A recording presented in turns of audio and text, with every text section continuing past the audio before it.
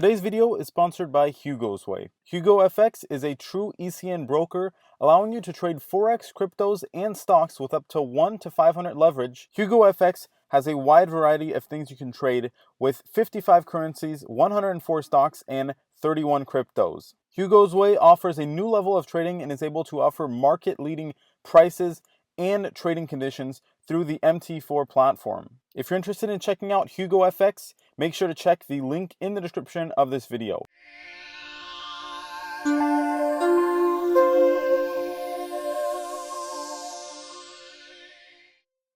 Hey, what's going on everyone? Matthew from therighttrader.com back again with another video. Today I'm going to be doing an analysis of Draftkings stock, DKNG stock ticker, and it's breaking above new all-time highs. It's currently in full blue sky breakout. We'll see that in much more detail when I look at the chart here in just a second.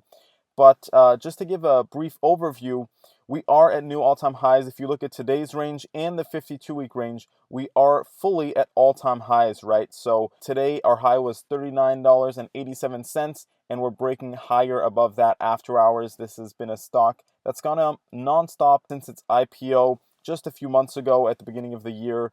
It IPO'd right below $10 and has been going up ever since. So I also wanted to mention that, since it is a gambling and betting company, I personally am not fully morally comfortable investing in a company like this, but I did want to do an analysis for educational and informational purposes because it has been requested, and I'm sure you guys can learn a lot from how I'm going to go about doing this analysis for a stock that has a lot of hype behind it and really a lot of strength behind it. Now, its market cap is at $12 billion, and we're going to go ahead and take a look at the chart here. Of course, started off around $10, now at $40, 400% increase here in just a few months. This is almost getting, 50%, 100% increases every month. So it's going up tremendously fast. It definitely IPO'd at a good valuation, I will say that. Currently sitting at $12 billion. I don't feel like that's a crazy unreasonable market cap or anything like that. So that has a lot to do with it, is the fact that it IPO'd at a pretty fair price, and investors saw that, capitalized on that, right? Also going to point out a lot of buying volume here, not stopping anytime soon either. Now, if I zoom out, what you're going to see I drew with the arrow here is the fact that we've really been going parabolic. So this isn't even a matter of an uptrend line per se. We really just skyrocketed and went parabolic, especially in the last few weeks, right?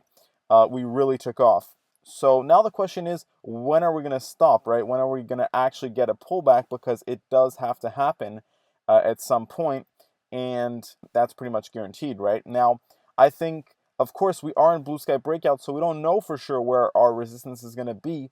But logically, seeing that we are now above $40, I think that we are going to face our first big bit of resistance at $50, right? That's the big round number we're going to be looking at, and the most likely initial resistance level here that'll set a pullback, and then we're probably going to see DraftKings stock trade somewhere between $20 to $50 for some time. After that, it's very possible that it moves higher, but that's the range that I kind of see it trading in for a while once it reaches $50, right? But first, we're going to test $50. I am pretty confident of that, and after that, we'll see the pullback and we'll see some consolidation.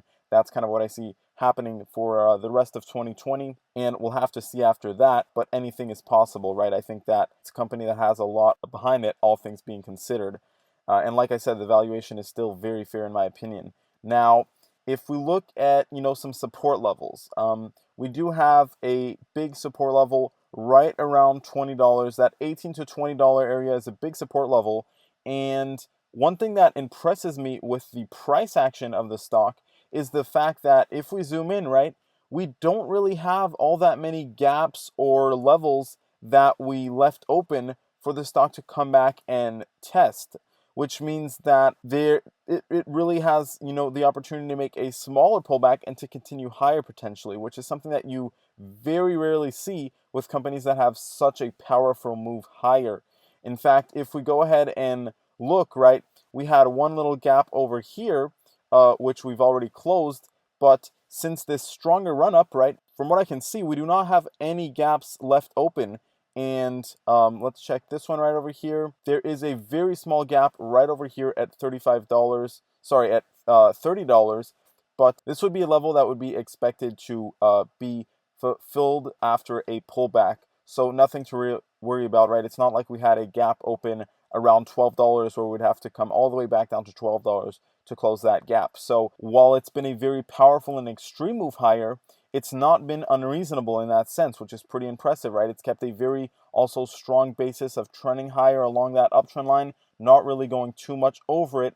Although now we have, 5 days straight of big green candles, and we're kind of topping off, right? Like I said, I think we're going to get a few more big candles, maybe even one last big candle for that $50 move, and then we're going to move lower from there. Initially, we're going to come back to our white Bollinger Band line, so that's at $28 right now, and we could bounce off that, slowly start to stabilize, and then, like I said, if we're going to get a stronger pullback, it's probably going to be to $20. I don't see DraftKings moving below $20, actually. I think it's here to stay above $20 now. As far as the actual pullback in the shorter term, it's going to be that $28 level, and then probably, $25. So overall, I don't think that it's something to be worried about. This is a stock that has every chance to move higher longer term, right? This could even reach $100, $200, $300